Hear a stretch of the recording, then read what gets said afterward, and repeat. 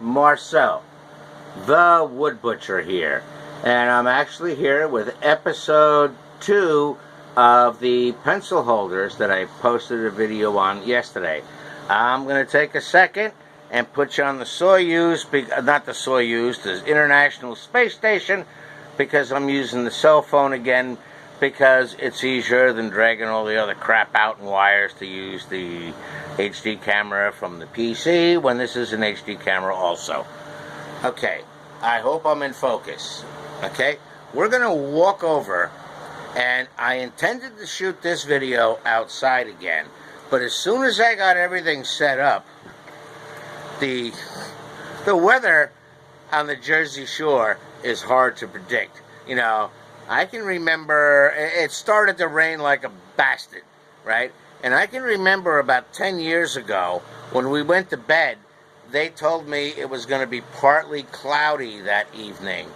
And we woke up in the morning and we had to shovel 4 inches of partly cloudy out of the friggin' driveways before we could go to work.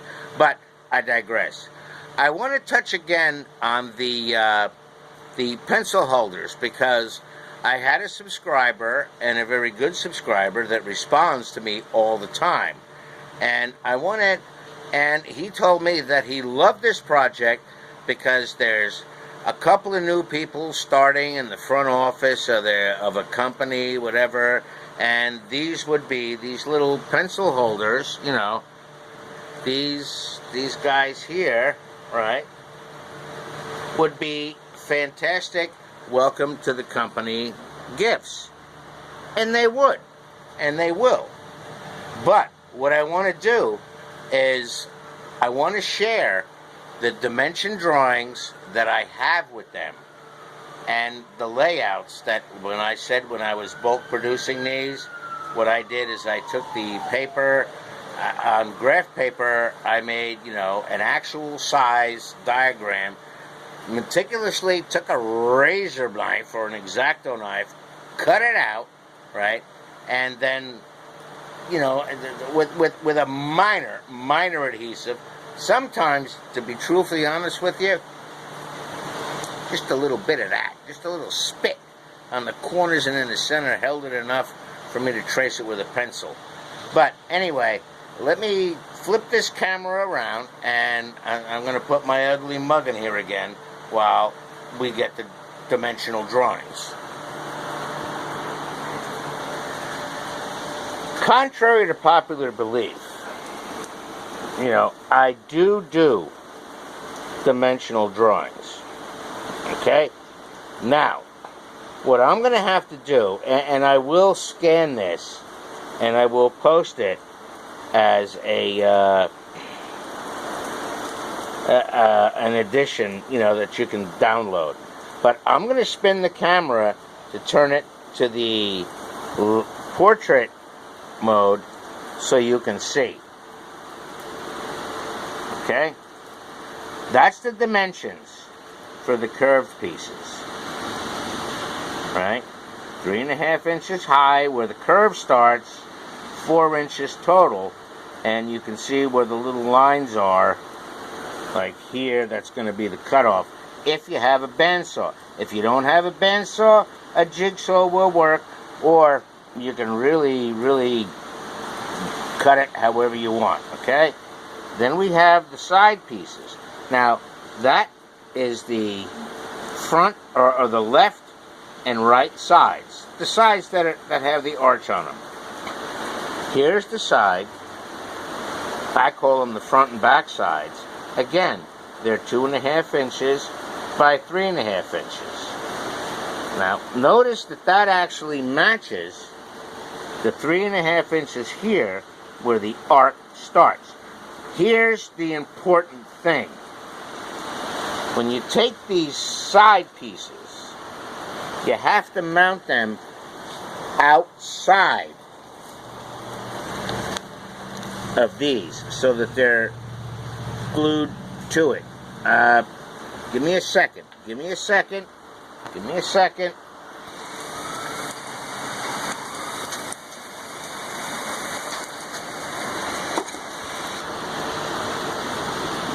Okay, here we go.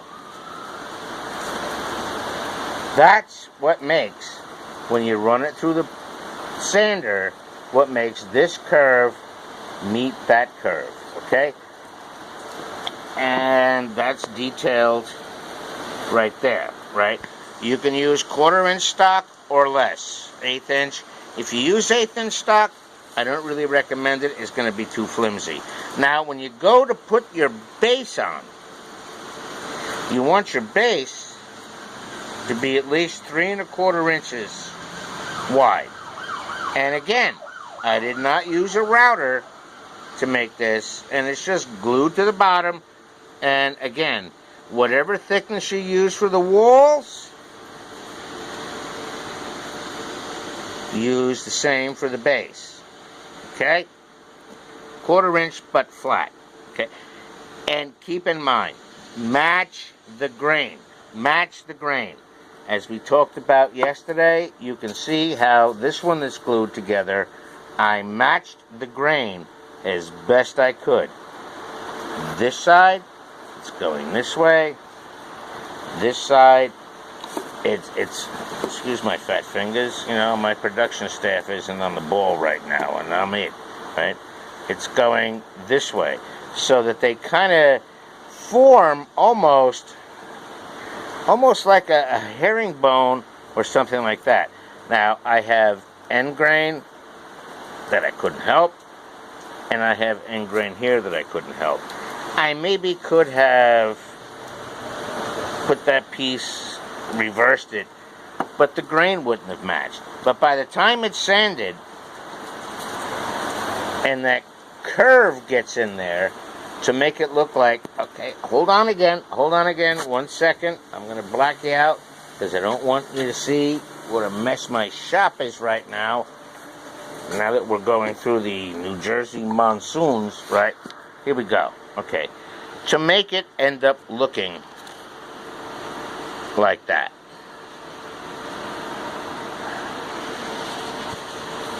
And like I said, I did not use a router. I did not use, a hand planer. That's just, now, the stain I used was, and you can stain it whatever color you choose.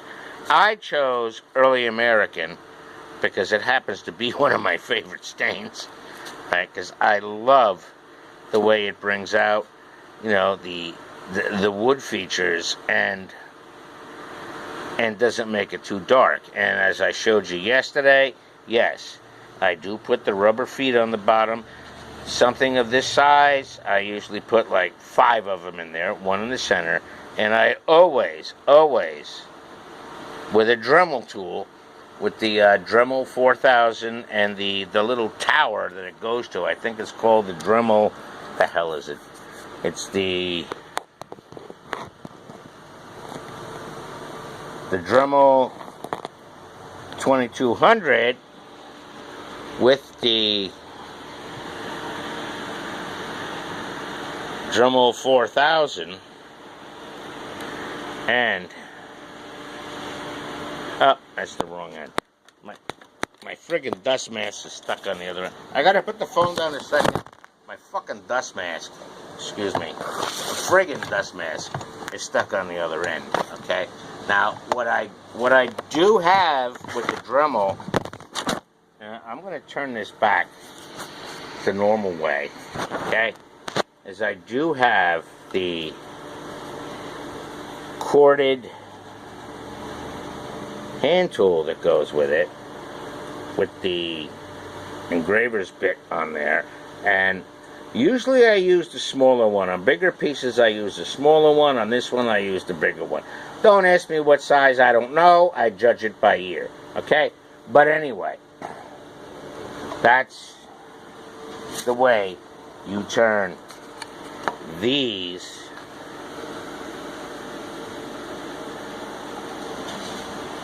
into these. Okay? And Dustin, this video is basically posted for your benefit, with the drawings and everything else. If you need the exact drawings, the dimension, all you need to do is just make sure that your pieces, I'm going to flip the camera again, okay, your side pieces with the arch, don't go by that arch on top because it comes out a lot smoother than that. Those are your dimensions. 2.5 inches wide, 4 inches high, and at 3.5 inches is where you're going to nip in if you have a bandsaw or however you choose, to make this curve. Whatever.